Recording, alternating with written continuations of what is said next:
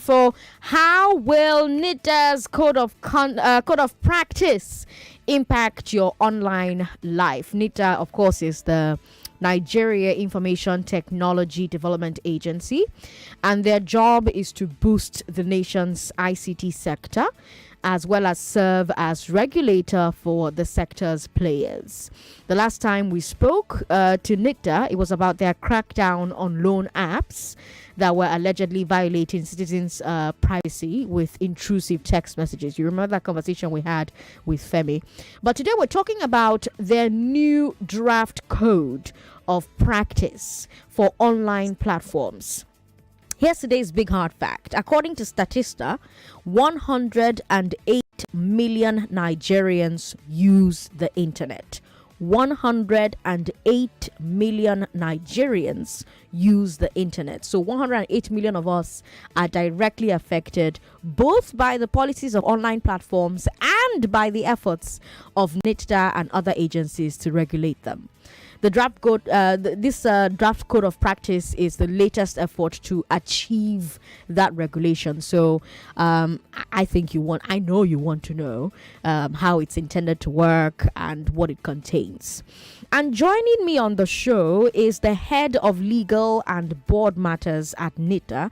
His name is Barrister Emmanuel Edet. And of course, he is the best person to ask all of the questions we have today. So good evening to you, Mr. Edet. Thank you so much for joining us.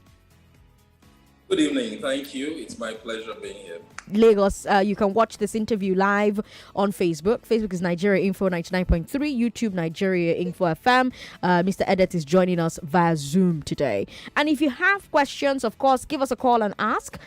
We really want to hear from you on this particular conversation. What questions do you have for NITDA about this code of practice for interactive platforms? Men, the number to call is 0700 993. Women, call me on 01-465-7190. Now, I have to start with the issues this code of practice intends to address. Mr. Edet, what issues does this code of practice intend to address? Thank you very much, Sandra. It's just a framework to address issues that have to do with misinformation and disinformation, as well as certain kind of lewd contents that go into online platforms, and also to develop procedures to ensure that any content that is shared within Nigeria complies with the laws and regulations of the Federal Republic of Nigeria. So it's just basically an instrument that provides for procedure and guidelines in dealing with posting information on these multinational platforms as far as it affects Nigeria, and then also trying as much as possible to ensure that people are safe and people's information are actually safe online. So that's just basically. Okay. Yes, okay. So let's get into the details of it. Let's get into the content of the draft itself. What does the code require online platforms to do and not do? Okay. The code basically requires online platforms to provide a contact person within the country where some issues of customer service can be referred to. It also requires them to comply with the laws of the Federal Republic of Nigeria and ensure that anything that is posted in their online environment complies with the laws of Nigeria. It also demands that they comply with some of the issues that come up as far as our local content is concerned. It also tries to outline a sort of relationship between them and the law enforcement agencies, because some of those contents may be criminal in nature. It also outlines the fact that they can provide information based on court order and provide an annual report, I think it's quarterly report of their activities within the country. So it's just basically a guide on how these platforms are actually used legally in Nigeria. Okay, Lagos, you heard the man. So this code requires platforms to ensure Nigerian law can be enforced online, comply quickly with court orders to provide government with information or assistance during investigations, respond within 24 hours to any report from citizens or government about illegal content and take it down, exercise due diligence to ensure that no illegal content is uploaded, reported, provide a dedicated channel for government agencies to make reports, give updates in writing to the reporter about a report, perform risk assessment on all flagged reported content. Then there are also additional requirements for large service platforms, platforms that have over 100,000 users. So be incorporated in Nigeria, like Mr. Edet has said, have a physical address in Nigeria, appoint a liaison officer, have increased human supervision of automated moderation tools, be able to explain to users and government why particular content appears on particular timelines, be able to explain to users and government the reasons behind a particular content being popular, remove all prohibited content as defined by the code. Now, these are the things that this code requires these platforms to do and not do. What do you think about it? 0700 993 993 993. That's for men. For women, 01 465 7190. If you've got questions, we've got NITDA in the room. This is your chance to ask all the questions that you have. Before we get the calls, though, I want to ask you about the prohibited content as the draft code defines it. The code says, quote, prohibited materials is that which is objectionable on the grounds of public interest, morality, order, security, peace, or is otherwise prohibited by applicable Nigerian laws, end quote. Now, there's nothing wrong with the code saying that platforms should not have content that breaks the law, but there's been a lot of pushback on the language around public interest and morality. NITDA, of course, doesn't have the right to issue regulations based on morality. So why was morality added as a grounds of prohibiting content?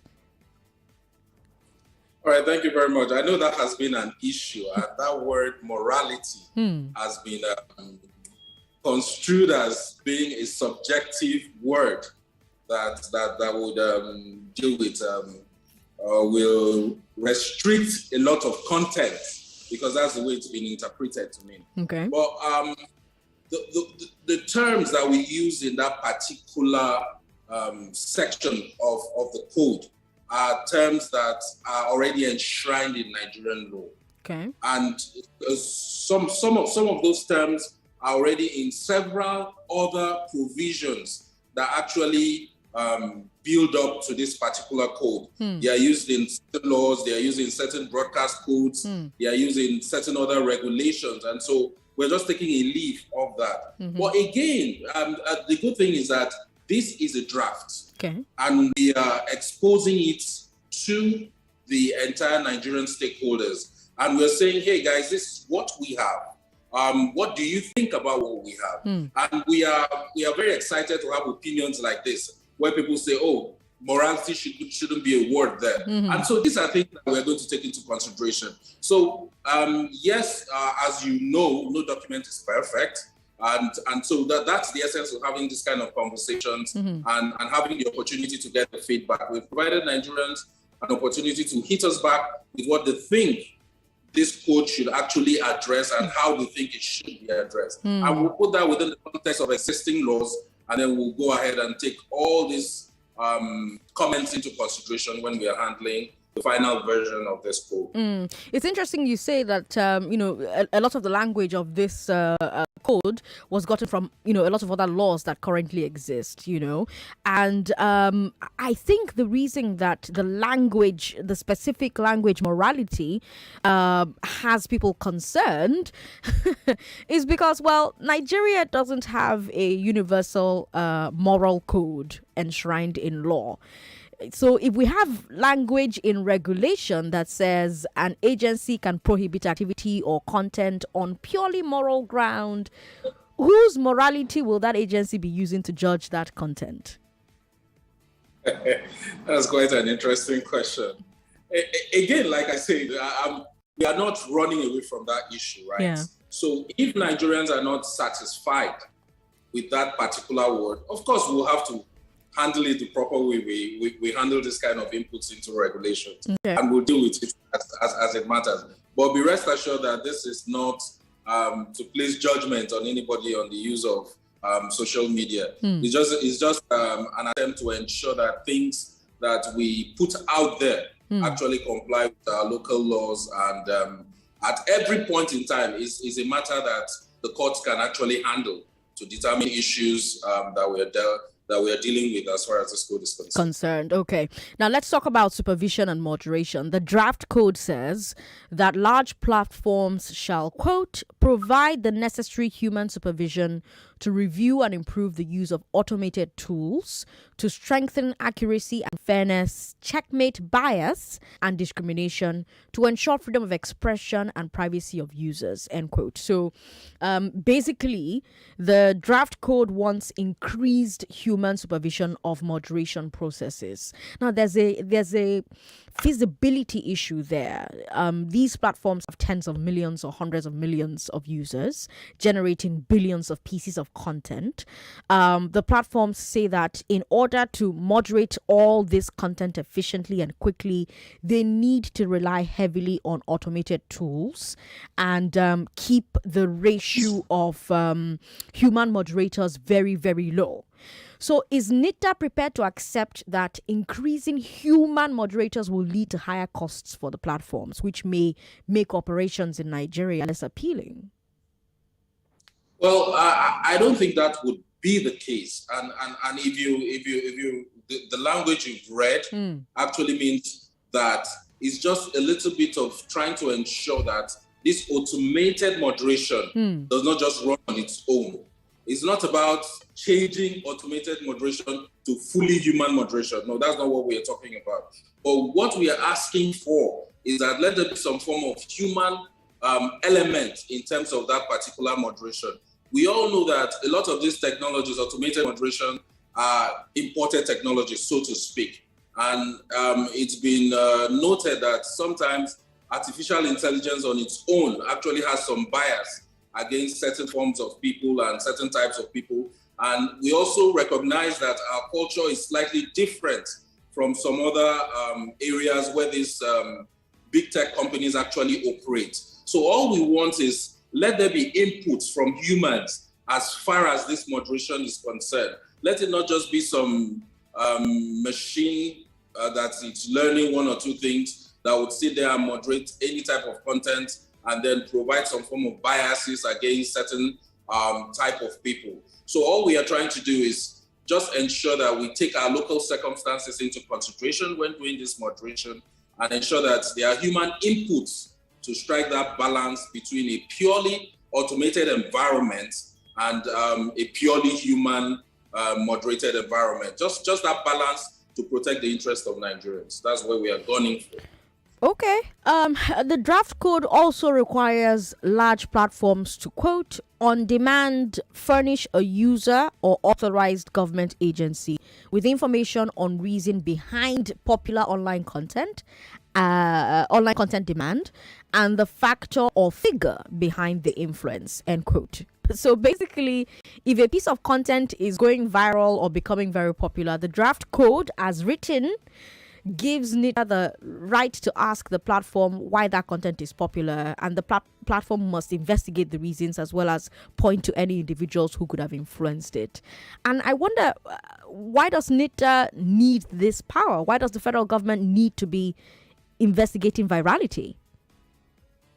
Well, I don't think that is investigating virality. That sounds more like research, as far as we're concerned on this, this end of the spectrum. Okay. Because there's a different thing about investigation. You know, most times investigation comes from court orders and this kind of information that would eventually lead to criminal prosecution. So that's not what we are talking about in this particular case. Okay. It's just that once in a while, we need to understand what are the trends. This helps government develop policies. This also helps government develop angles of engagement of stakeholders, of the young ones, which are predominantly the users of this particular type of, should I call it, media? Mm-hmm. And so we are not in any way trying to find out why people are doing things or how they are doing their own things. Some of the statistics actually help us in doing a lot of other things behind the scene. And again, I think when you hear the word authorized law enforcement agencies, it sends jitters, down the spines of some people. Oh, with good reason. With good reason. They're coming to enforce something. Mm-hmm. But be rest assured that whatever information that we get are information that are vettable, information that anybody can actually, provided it has nothing to do with criminal investigations, information that anybody can actually have access to by using the appropriate freedom of information mechanism available here in Nigeria. So that's just our approach to this. Again, like you said, what we put out may come out with a wrong impression and not really what we wanted to put out. What your intention is, okay? Because I'm going based off of the language of the draft document, and and I need to point something out. Yeah. The language of that clause that I read out earlier on doesn't specify that the content has to be legal content like revenge porn or insurrectionist content or anything like that. It simply says popular online content. And again, doesn't this go beyond the brief of enforcing the law? Doesn't it start creeping into monitoring the lives of citizens? I would, in response to that, sincerely, I would say that some of those information that we are going to get, especially if it has got nothing to do with investigations, will not be attached to any individual's data. So we are not after who posted this, right? So we are after trends. So we don't get that kind of information that people think that we are going to get. We're not going to say, okay, 10 million people viewed this or 10 million people posted this. Can we have their names? No. That's not what we're talking about here. Okay, why is, we want to know this is a trend. Why is there a trend? And so we use those trends to do some of the things that we intend to do as a government agency charged with the responsibility of making the digital environment more comfortable for Nigerians. So that's what we are looking at. We are not looking at any other means of trying to find out who posted what. That's none of our business. As we are not a law enforcement agency, NITDA, for example. That wasn't our intention right from the beginning. Okay. Have any social media platforms given NITDA any feedback about the draft code of practice? Yes, indeed. Okay. We have received, in fact, before we came up with this code, we had engaged some of these platforms. Okay. Of course, you can invite 1 million people and only 4 or 5 people show up who are really interested. Right. So we engaged some of these platforms and we did receive feedback from them. Some of them were not satisfied with some of the section. Some of them wanted it to be more enforceable. But we are looking at compliance here from the NITDA end. We are not looking at jailing someone because, as you can see, it doesn't focus on punishment. But we want to also develop an industry code that will help us as a country and ensure that when things are put online and they actually violate rules and laws, those things can be dealt with as you would do in an online environment. In fact, we've received a lot of complaints because sometimes people just don't know where to go and complain. Right. For example, we got a complaint of someone who had a relative kidnapped, and the relative was eventually murdered, and the picture was posted in an online blog. And it took the person almost a month to try and get that thing off. So in such circumstances, what do you really do? You can't just keep quiet and ignore some of those things. Again, our objective is not really to censor anybody. No, that's our objective. Our objective is to ensure that there are certain things that do not stay online longer than necessary, especially when it causes harm to Nigerians. In what ways does the current practice of platforms fall short of what is captured in the draft code? Right. So one of the challenges that we have, a lot of these platforms have generic policies that apply across board, right? Right. And so what happens is that whenever they go to a jurisdiction, like let's take, for example, the European Union, right? Right. They tend to tweak their policies to comply with the rules and regulations as far as the European Union is concerned, and so also in most other countries. Right. So we also have a fair deal as far as those things are concerned. Right. For example, if you go to the UK, what you can have access to on Twitter is totally different from what you can have access to if you're joining from Nigeria. Right. So we certainly want a fair deal as far as those kind of issues are concerned. Take us also into consideration when you're doing your policies. We have our own peculiarities as well, and we want these peculiarities to be highlighted for the benefit of Nigerians. Now, my final question, and then I'll let you go. Are there concerns about the capacity of platforms to process requests within the time frame the draft code prescribes, and also about NITDA's capacity to monitor all of these requests and compliance levels?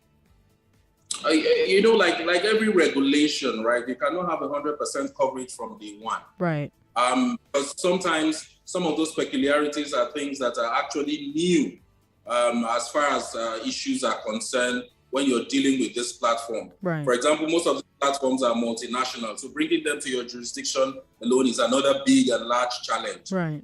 Building capacity for enforcement is another challenge. Mm-hmm. But that doesn't mean that we should not take this step, because if we are ready from day one, then what's the point? So this will also help us develop capacity in order to ensure that these platforms are used adequately, and then we are able to ensure that Nigerians use this platform safely online. All right. Barrister Emmanuel Adet is the head of legal and board matters at NITDA. NITDA is the Nigeria Information Technology Development Agency, and he's just spent the last 25 minutes talking to us about the draft code of practice that has been created for online platforms.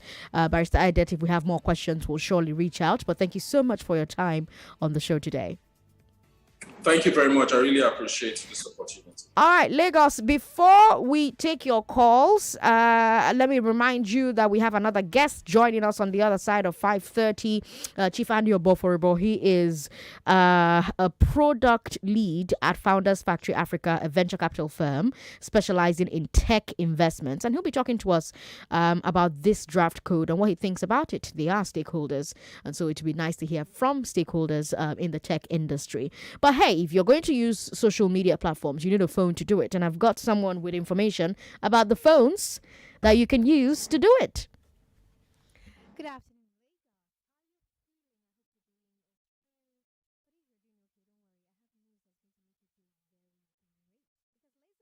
Boys and girls, tell me how you feel about a 1.5 million naira shopping voucher, or a Me 55 smart TV, a Me smart standing fan, and a Me portable photo printer, and other prizes. Tell me, how do you feel? Now, all these amazing gifts are coming from me to you, but that's a lie. It's coming from Xiaomi to you. Now, you stand a chance to win the awesome prizes I mentioned earlier when you buy any of these smartphones, a Redmi Note 11 series or a Xiaomi 12 Pro, anytime from June 1st up until June 30th. Buy any of them to get an instant gift. Now, listen, you're not buying just any kind of phone. Nope. The Redmi Note 11, for example, this phone is a super high performance machine, and it's equipped with a Snapdragon 680 processor, 33-watt fast charge, 90 Hz AMOLED dot display, 50 MP quad camera, and 5000 mAh battery. And you know how light is in this country, because you guys know that energy is very, very vital. You have to conserve power in this country. My people, winners will be selected via a raffle draw conducted on the 5th of July via Facebook Live. So log on to Facebook after this, search for, and make sure to follow Xiaomi Nigeria, okay? Remember, we are talking about winning a 1.5 million naira shopping voucher, a Me 55 smart TV, a Me smart standing fan, and a Me portable photo printer, and other prizes. Now, what are you waiting for? Seize the chance and join Xiaomi Media Promotion. Xiaomi says from me to you, but remember the terms and conditions apply. Don't say I didn't tell you. D for thanks. Enthusiasts, you too can become a fashion entrepreneur. All you need to learn about the business of fashion, start up your own brand, and become a voice in the fashion world is available, and the training is 100% free. Simply download the Wazobia Academy app from the Google Play Store or iOS. Sign up for free and get trained online by experts in the fashion industry. It's smart and easy. You can access your training on your mobile phones without data after the first download and study at your own pace. Wazobia Academy. Learn and lead. This free training is brought to you by Wazobia Academy with support from ESMOD and the French Embassy in Nigeria. noodles. Taste the fun. Mini-me noodles. I really, really love it so. It's tasty and yummy. Tasty and yummy. Taste the fun. Taste the fun. Call all your friends now. Call all your friends now. Enjoy your mini-me noodles. Mini-me noodles. Taste the fun. Mini-me noodles. I really, really love it so. Mini-me noodles. Mini-me, taste the fun. There is something every woman gets when they become mothers. She knows when her family is in pain, and she knows better than to allow red moments linger. With fast-acting and effective M&B paracetamol tablet, the red one, and its pleasant tasting pineapple flavor syrup for children, she sends aches and pains far away from her family. Mothers who know trust May and Baker for its over 70 years of quality experience. Give aches and pain the red card with M&B paracetamol. If symptoms persist after 2 days, please consult your doctor. M&B paracetamol. Pain can't stop you. My guy, waiting the path now.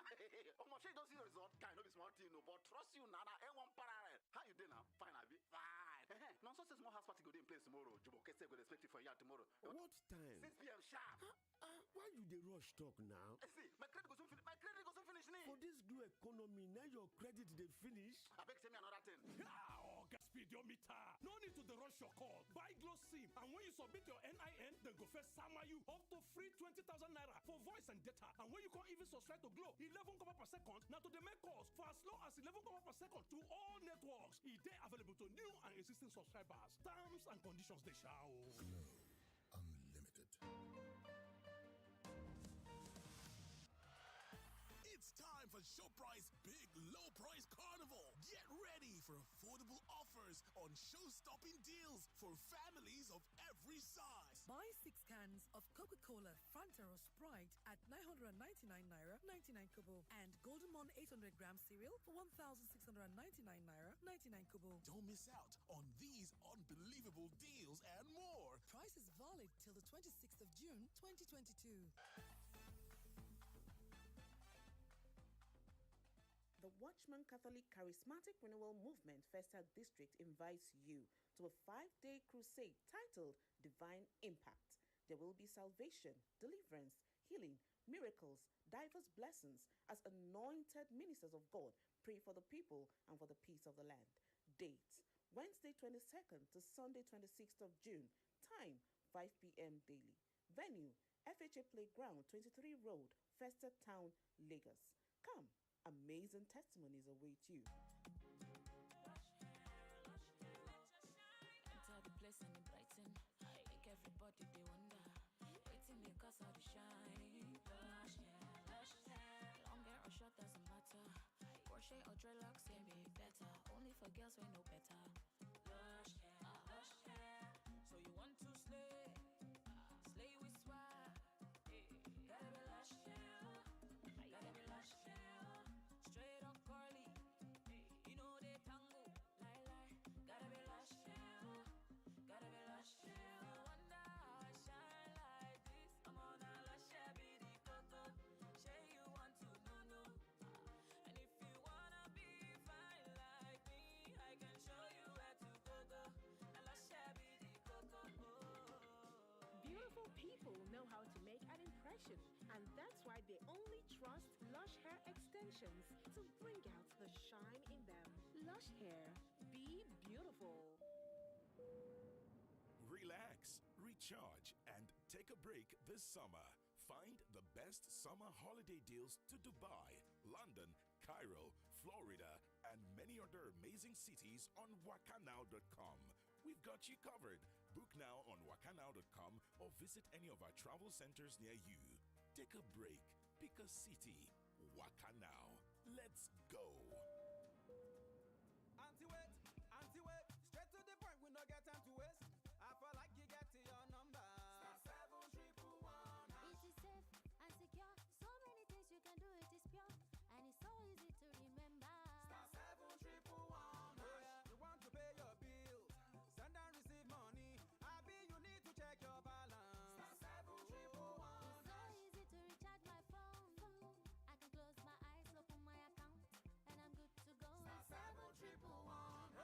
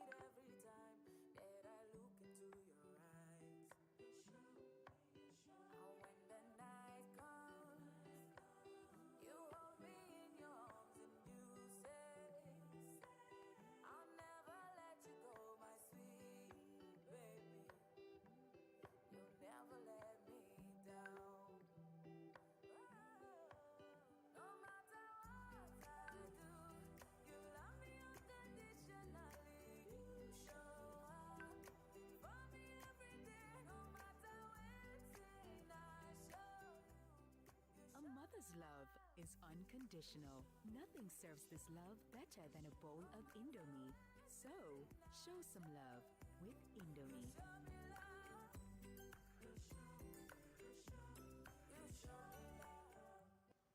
Hey, Alpha now. You start your day like this. Everything is going well until the unexpected happens. Then, hey, the bass boss begin. No, it's you. Why would you hit me? If you get our Flexi Comprehensive Motor Insurance Plan, you can save yourself yay, and the painful cost of repairing the damage to your vehicle for as low as 15,000 naira a year. If someone bashes your car, we pay to get it fixed.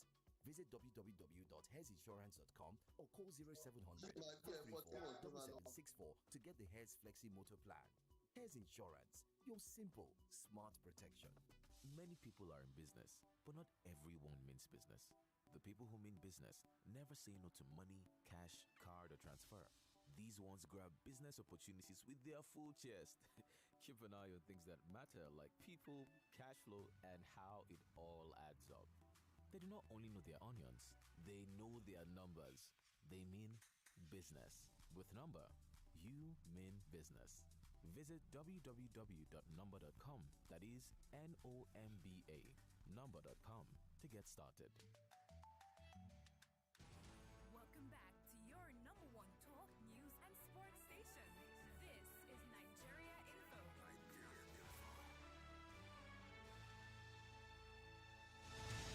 I'm Sandra Ezekwesili. You're listening to Hard Facts on 99.3 Nigeria Info. I'm still asking, how will NITDA's new code of conduct, new code of practice, I don't know why I keep calling that thing code of conduct, new code of practice impact your online life? NITDA is a Nigeria Information Technology Development Agency. Since 5 o'clock, we've been talking about this. We spoke with the head of legal at NITDA, Barrister Emmanuel Edet.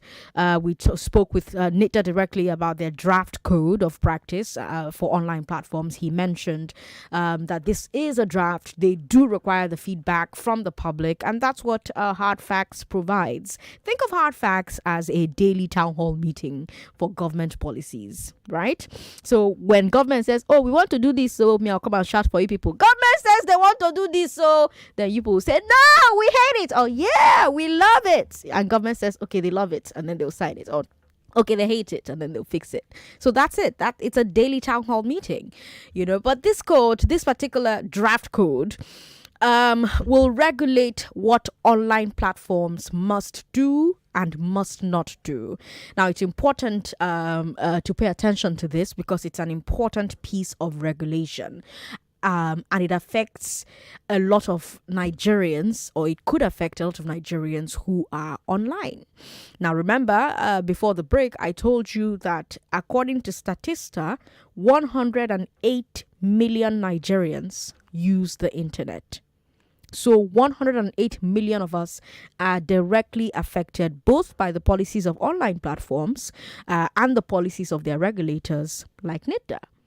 So you've heard from NITDA, and for the rest of the hour, which is not a lot anymore, let's hear from an expert in the sector. My guest is product lead at Founders Factory Africa. Is a venture capital. It is a venture capital firm specializing in tech investments. Chief Andy Oboforibo, welcome back to Hard Facts. Always a pleasure to have you here.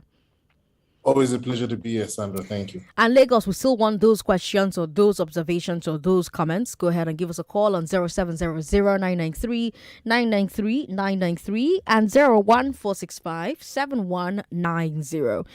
Chief, did you listen to my conversation with the head of legal at NITDA?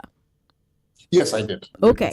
Now, you've heard the reasons that NITDA have given for the existence of this code. Do you agree? Does Nigeria need this code? Yes, well, Nigeria needs a code, right? So, for instance, the NITDA head of legal was talking about the local contexts in terms of, say, automation and how automated moderation can sometimes work against Black people, for example, in particular regards. Things just algorithms work against us, etc. So definitely, when you have an African government at that table saying, look, these are the concerns our people have, these are the ways that usage of your platform works adversely against our people because we were not taken into account when the platforms were being built. That's definitely a big plus. Now, at the same time, there is always a danger. The danger here is one more piece of regulation, one more tool in the hands of anyone in government who might want to stifle free speech, freedom of expression. We have seen how the internet and social media platforms have become a great source of expression, a great source of even organization and mobilization for Nigerians. So whenever you hear this, yes, there is a need for a code, but at the same time, care has to be taken to make sure that the code is serving Nigerians, not enslaving them. Now let's talk about the content of the draft code. I asked Barrister Edet, the head of legal at NITDA, about defining prohibited content based on morality as written in the code, because the code says, quote, prohibited materials is that which is objectionable on the grounds of public interest, morality, order, security, peace, or is otherwise prohibited by applicable Nigerian laws. What's your opinion about this? What did you think about his answer to this question? Well, I think his answer kind of skirted the issue because, like he was saying, that any provisions are built on laws that already exist, right? So, okay, so why do not restrict the clause on prohibited content simply to any content that violates existing laws? If it had been restricted to that, we wouldn't even be having this conversation. But he did mention that this was a draft, and you know, if people really don't want the clause morality to exist, they'll strike it out. What do you think about that? I don't want the morality clause to exist, and I think it's. So I'm saying it, but I think it's a cause for alarm whenever a government agency is writing a regulation or writing law and decides to put morality in there. Like once you do that, you open this door. And I think this was in a way an own goal. There was really no need to place that there. It had no business there at all.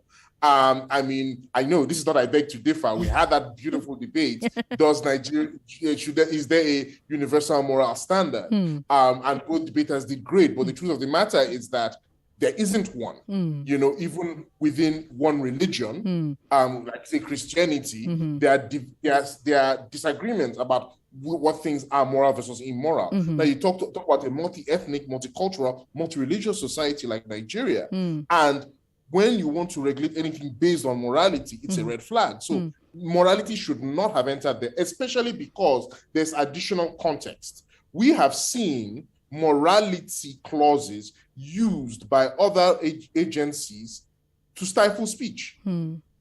It's an ongoing battle with the Census Board, for example. It's an ongoing battle with the NBC. And now suddenly we have NITDA out of nowhere because now computer with the press, but now suddenly we're hearing about morality. So yeah, that should be stricken off, I think. Okay, so let's go to supervision and moderation here. This draft code wants increased human supervision of moderation processes.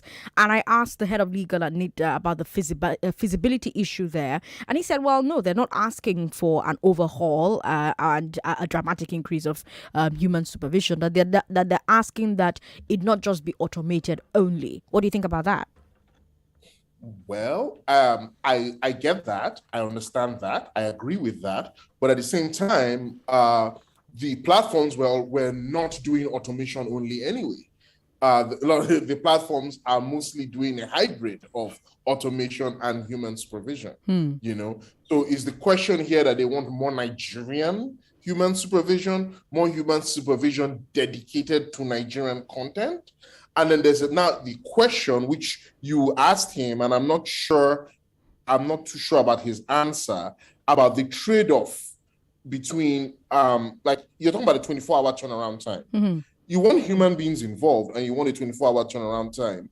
it's not going to work. You're going to need wider windows for people to act, to sit on these things. But I definitely agree that if it is in the context of issues that affect Nigerians specifically, or Africans, or Black people in general, sometimes with some of the platforms, there isn't enough done to understand how these issues affect us. And I'm always all for anything that improves that. But the truth of the matter is that some of the platforms are doing that already. So for instance, I serve on a West Africa-wide consultative forum for one of the major tech platforms. I'm not going to give them free advertising here. But one of the big four global tech platforms, social media platforms. I'm on an advisory panel for West Africa, talking about issues that come up, West Africa specific issues, disinformation, misinformation, hate speech, tribalism, religious issues, racism, all of that. So we're doing that without government. Government isn't involved. There's no code we're following. That's just the sense of responsibility, both from the platforms and then pressure from the groups, like the various grassroots groups. So that's already happening. Can a code help speed that process, enshrine it? Definitely, but care has to be taken about the language to make sure that the code, in doing that, does not give too much power to government to use on the platforms in order to silence Nigeria. If you just tuned in, Lagos, you're listening to Hard Facts on 99.3 Nigeria Info, and the Nigeria Information Technology Development Agency has put out a draft code of practice for online platforms, and that's what we're talking about on today's show. How will NITDA's new code of practice impact your online life? Especially when you think about the fact that there are 108 million Nigerians online. I've spoken to the head of legal at the agency. Now I'm speaking to a stakeholder in the tech ecosystem about this draft. It's still a draft code of practice for online platforms. What do you think the impact of this draft code will be on Nigerian platforms, Chief Oboforibo? That is a big concern there, because our platforms are small relatively and they're growing. But when you look at the threshold placed on this, 100,000 users is counted as a large platform. That catches quite a few Nigerian platforms, catches a few African platforms, expanding into Nigeria. And suddenly you have these requirements that may be a bit onerous for them. So there's like the reporting requirements, very heavy reporting requirements about incidents reported. Those incidents, when you respond to them, you have to write to the agency and the reporting member of the public on what steps were being taken. Lot of operational overhead being imposed on them in that situation, even on the moderation side, etc. So I'm wondering how that 100,000 user threshold was chosen, and whether enough thought went into, how does this affect Nigerian platforms who we want to grow so that they can go out there into the world and conquer the world and take over from the American and Chinese platforms. But suddenly we might be hampering them. Lagos, join the conversation. 0700-993-993-993 01465-7190. What did you think about the answers from the head of legal at NITDA? And what do you think about the answers from Chief Andy? 99.3. Hello, thanks for calling us. Hello, good evening. Good evening, sir. What's your name? My name is Kay. Hi, Kay. Welcome. Go ahead. Give respect to Mr. Tony, though. Okay. Because I say government is very sneaky. Mostly Nigerian government is a sneaky one. Okay. You understand? Okay. Because they will come to you, present a thing like, here is the most perfect thing that we have been waiting for. Right. Unknowingly to you, that is an advantage for them to use it and silence you. By then, if you go to all these online stuff, for example, then you will see something happens now, then post it live. It goes live. You see whatever that goes on there and all those things without it being filtered, without it being like audited or whatever, addicted or thereabout. But once it goes into all those governments, whatever, they will only allow things that will favor them. Things that will then we use it as a thing to target some certain people. Why will he say, for example, that viral, whatever that went viral, that goes viral, will be whatever? Then if I should, for example, post something about related to government stuff, or something bad that any politician or whatever have done, and it went viral, is a kind of a trap for them to use it to get to me. Oh, sorry. I thought that was a great place to end that, but thank you so much for calling. Interesting thoughts. We've got a comment here who says, I think Nigerian journalists should be more concerned about this code. What is going to be happening is news media and radio will stream important discussions and content, and many of which speak truth about the federal government. And if someone doesn't want that content to be viewed, they will yank it off. What they seem to be asking is, we don't have time to be debunking and clarifying issues as the FG. We order you to take it down. We don't like it, take it down immediately. Because once you inform the platform with reasons, they yank off the content already. Okay. Chief, you've heard two thoughts so far. What do you think? Yeah, there's a lot to be concerned about there in how the code approaches misinformation and disinformation. I am glad that the code differentiates between the two. Right. Misinformation is inadvertent sharing of false information, while disinformation is a willful, you're trying to deceive. And yeah, but there are large questions around, well, is this government's job really? Like, should government be involved in fighting fake news? And, because again, at the end of the day, you have libel laws, you have slander laws, you have laws that are intended to protect, and then you also have the laws that give the government power to prosecute people for dangerous disinformation. And those laws already exist. So if those things are there, then, and so I think I'm in agreement with the parts of the code that say, well, when there's a court order based on these things, then action should be taken. But at the same time, there has to be vigilance because, well, this is Nigeria. We have seen ridiculous court orders given. So is this just, while that is indeed following the letter of the law, there is a good thing. Also, that means citizens groups have to be active and aware to ensure that the court processes are not subverted and used to curb free speech, legitimate free speech online.